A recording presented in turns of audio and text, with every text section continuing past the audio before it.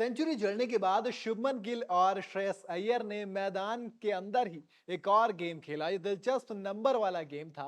तो ऐसे में हम ये जानना तो बनता है ना कि ये दिलचस्प गेम है क्या और खेला कैसे गया और जीता कौन। चलिए मैं बताता हूँ। भारतीय बल्लेबाज श्रेयस अय्यर और शुभमन गिल ने ऑस्ट्रेलिया के खिलाफ इंदौर में खेले गए दूसरे वनडे में शानदार शतक जड़ा। अय्यर ने 90 गेंदों में 105 रन तो शुभमन गिल ने 97 गेंदों में 104 रन बना डाले। दोनों के शतक की बदौलत भारत ने पहले बल्लेबाजी करते हुए बोर्ड पर 5 विकेट पर 399 रन का एक पहाड़ नुमा टोटल लगा दिया।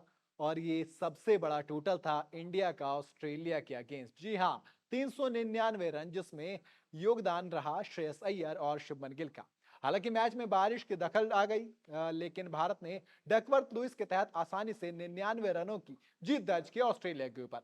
जीत के बाद गिल और अय्यर ने एक शानदार नंबर वाला गेम खेला। बीसीसीआई की ओर से एक वीडियो शेयर किया गया जिसमें शुभमन गिल और श्रेयस अय्यर एक दूसरे के बारे में जवाब देते हुए दिखाई दे रहे हैं। इस वीडियो का मतलब था कि आप अपने बैटिंग पार्टनर को कितना अच्छे से जानते हैं।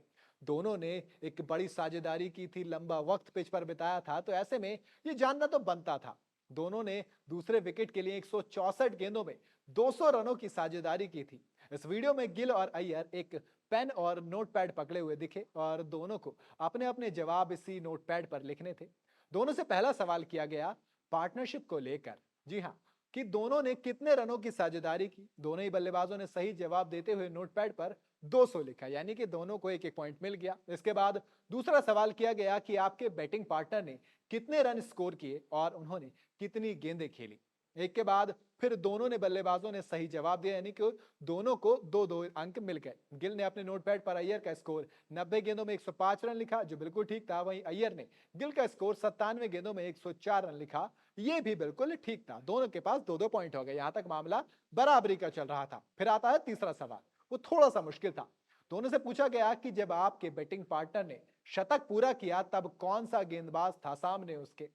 इस सवाल का जवाब देने में दोनों थोड़ी सी मुश्किल हुई, लेकिन आखिर में दोनों ने सही जवाब दिया। अय्यर ने एडम जैम्पा की गेंद पर, जबकि गिल ने शॉन एबट की गेंद पर 100 रनों का आंकड़ा छुआ था। इस तरह से दोनों बराबर चल रहे थे। और अब पूछा गया अगला सवाल। अगला सवाल था कि छक्के और चौके के बारे में, जिसका दोनों ही बल्लेबाजों ने गलत जवाब दिया। आखिर में दोनों ने एक दूसरे की सेंचुरी अपने शब्दों में बयां भी की, यानी कि ये मामला टाई रहा। और दोनों के शतक के बारे में, दोनों के स्टैट्स के बारे में, सिर्फ बाउंड्रीज के बारे में बात करें तो वो एक एक ऊपर नीचे थी और चौकों में तो भैया बहुत फर्क था।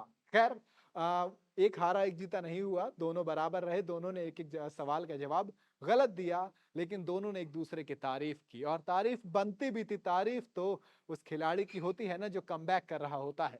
कमबैक कर रहे थे श्रेयस अय्यर और उन्हें इसी वजह से मैन ऑफ द मैच भी दिया गया। हालांकि एक छोटी सी कंट्रोवर्सी जरूर हुई थी। कंट्रोवर्सी इस चीज की थी कि जब शुभमन के दूसरी तरफ खड़े थे नॉन स्ट्राइक एंड पर, तो श्रेयस अय्यर थोड़े से फंसने शुरू हो गए थे। शतक पूरा हो चुका था, जिसके बाद उन्होंने कहा कि मुझे क्रैम्प हो रहा था और उसी वजह से उन्होंने जब शॉट खेला तो वो गेंद सीधा कॉटन बोल्ड होते होते बचे और उस शॉन एबट के हाथ में चले गए। हालांकि थर्ड अंपायर ने उसे नॉट आउट दिया, बट अय्यर जो थे वो जा चुके थे। तो ऐसे में कई सारे सवाल हुए कि भैया ये तो कैच कैच तो कंप्लीट हो गया था, अब क्या उठने के लिए, तमाम तरह की चीजें हुई। उसके बाद उसी ओवर में हालांकि वो आउट हो गए एक चौका लगाने के बाद।